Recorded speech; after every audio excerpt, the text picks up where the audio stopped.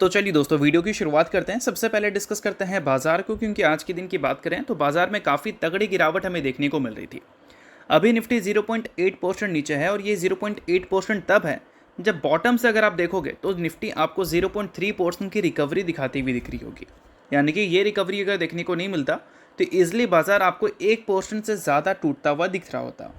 अब बाजार में इतनी तगड़ी गिरावट क्यों हुई, इसके रीजंस क्या हैं, वो सारे कुछ इस वीडियो में डिटेल में समझेंगे। बट वीडियो को शुरू करने से पहले अगर आपने अभी तक चैनल को सब्सक्राइब नहीं किया है तो चैनल को सब्सक्राइब करके बेल आइकन को प्रेस कर लो और सेबी रजिस्टर्ड टेलीग्राम चैनल को भी ज्वाइन कर लो, जिसका लिंक आपको डिस्क्रिप्शन में देखने को मिल जाएगा। तो चलिए, और एक डिस्क्लेमर भी है, जो भी न्यूज़ एंड अपडेट्स हम लोग कवर करेंगे वो सारी एजुकेशन पर्पज़ के लिए है, सीखने के लिए है, तो उसको किसी भी तरह का इन्वेस्टमेंट एडवाइस मत समझना। आप खुद से भी रिसर्च और एनालिसिस कर सकते हैं।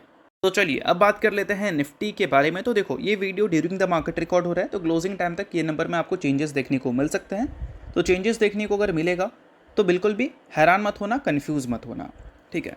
बाकी अगर हम बात करें आज के दिन के निफ्टी के ऑल इंडाइसेस के बारे में, तो निफ्टी नेक्स्ट 50 आज के दिन 1.32% नीचे है। इस वजह से मैक्सिमम लोगों का पोर्टफोलियो आज के दिन रेड ही होगा। आपका पोर्टफोलियो कितना गिरा है वो मुझे कमेंट कर ज़रूर बताना। और निफ्टी बैंक की बात करें तो 0.9% वो नीचे है। फाइनेंशियल सर्विसेज वाला इंडेक्स 0.72% नीचे है। स्मॉल कैप और मिड कैप में लोगों का इंटरेस्ट पहले के मुकाबले कम हुआ है, बट फिर भी स्मॉल कैप और मिड कैप की बात करें तो वो 1% से कम आज के दिन आपको नीचे देखने को मिल रही है। और बड़े बड़े सेक्टर की बात करें तो सिर्फ एक सेक्टर आज के दिन थोड़ा सा बेहतर है, निफ्टी आईटी, और इसका क्या रीज़न है वो भी हम लोग समझेंगे। बट उसके अलावा और जो बड़ा बड़ा सेक्टर है, FMCG, financial services, banking sector, auto sector, ये सारा आज के दिन आपको रेड दिख रहा है, सिर्फ और सिर्फ एफएमसीजी सेक्टर को छोड़कर। और इसके पीछे का सबसे बड़ा रीज़न क्या है? सबसे बड़ा रीज़न ये बताया जा रहा है कि ट्रंप ने रिजेक्ट कर दिया है ईरान का लेटेस्ट पीस प्रपोजल, और इस वजह से मार्केट लगभग 1% आज के दिन हमें गिरता हुआ दिखा था। बट ये न्यूज़ तो इम्पॉर्टेंट न्यूज़ बन सकती है, गिरावट का क्रेडिट भी ये न्यूज़ ले सकती है। बट इस न्यूज़ से ज़्यादा बड़ा न्यूज़ मुझे ये लगता है, हमारे प्राइम मिनिस्टर ने एक बोल सकते हैं देश से रिक्वेस्ट की है, और वो रिक्वेस्ट में कुछ ऐसी चीज़ें मेंशन की गई हैं जो कि बाज़ार बिल्कुल भी सुनना नहीं चाहती है।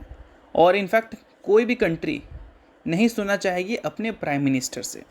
अब एग्जैक्ट उन्होंने क्या बोला है भाई, तो उन्होंने अपने स्टेटमेंट में ये बोला है कि वेस्ट एशिया में जो क्राइसिस चल रहा है, उस क्राइसिस की वजह से इंडिया जो पेट्रोल यूज़ कर रही है, गैस यूज़ कर रही है, डीजल यूज़ कर रही है, उसको कम किया जाए। मतलब आपसे अपील कर रहे हैं कि आप गैस, पेट्रोल, डीजल, इन सारी चीज़ों का जो यूज़ करते हैं उसको थोड़ा सा कम कर दो, और अवॉइड करो 1 साल तक गोल्ड परचेसिंग को। यानी कि 1 साल तक सोना लेने के लिए भी हमारे प्राइम मिनिस्टर आपको अवॉइड करने के लिए बोल रहे हैं। और यही सारी चीज़ें आज के दिन बाज़ार को अच्छा डैमेज की हैं। अब ये सारी चीज़ें वो कह रहे हैं तो किस वजह से कह रहे हैं? तो इसका सबसे बड़ा रीज़न है हमारा फॉरेक्स रिज़र्व। फॉरेक्स रिज़र्व को बचाने के लिए हमारे जो प्राइम मिनिस्टर हैं वो अपील कर रहे हैं कि आप गोल्ड बाइंग अवॉइड करो।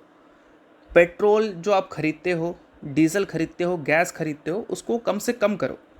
यानी कि हिसाब से चलो, ताकि देश का जो फॉरेक्स रिज़र्व है वो हमें बेहतर देखने को मिले, यानी कि उसमें कोई बहुत बड़ी गिरावट देखने को ना मिले। और फॉरेक्स रिज़र्व में अगर कंट्रोल नहीं होता है तो एक चीज़ क्लियर है कि जो हमारा रुपीस लगातार गिर रहा है डॉलर के अगेंस्ट, वो गिरावट एज इट इज़ हमें कंटिन्यू देखने को मिल सकती है।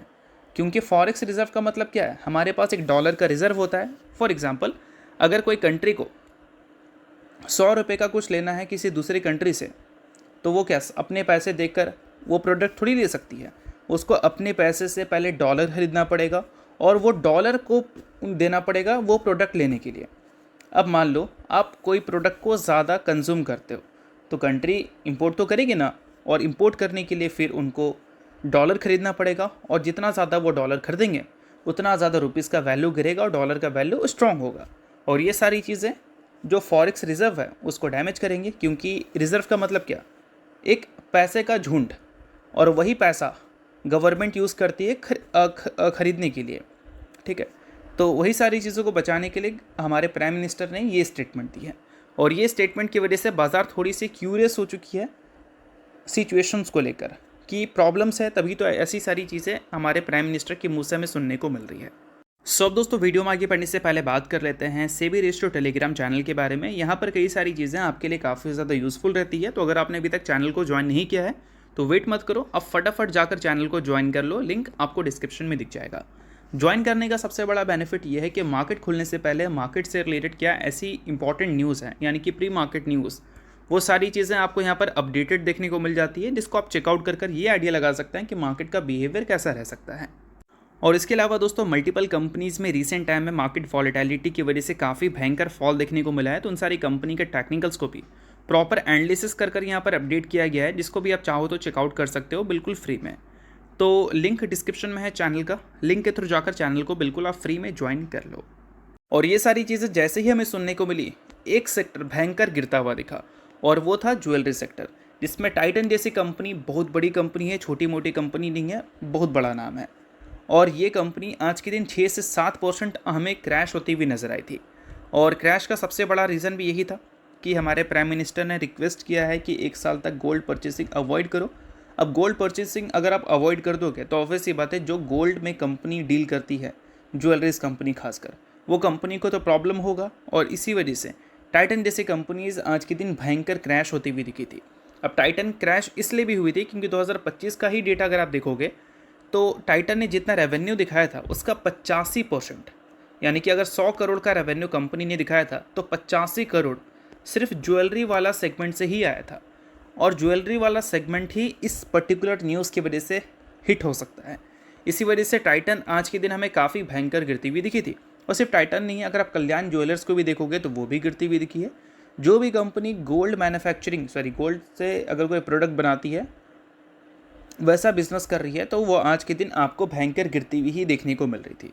तो आई होप आपको टाइटन की गिरावट का रीज़न भी समझ आ गया होगा। बट ये जो सारी कंपनी है टाइटन जैसी, ये कोई छोटी मोटी कंपनी नहीं है, बहुत बड़ी कंपनी है। अगर कंपनी का रेवेन्यू ही देख लोगे साल का, 2026 का ही देख लो, 87,000 करोड़ का रेवेन्यू कंपनी ने दिखाया था।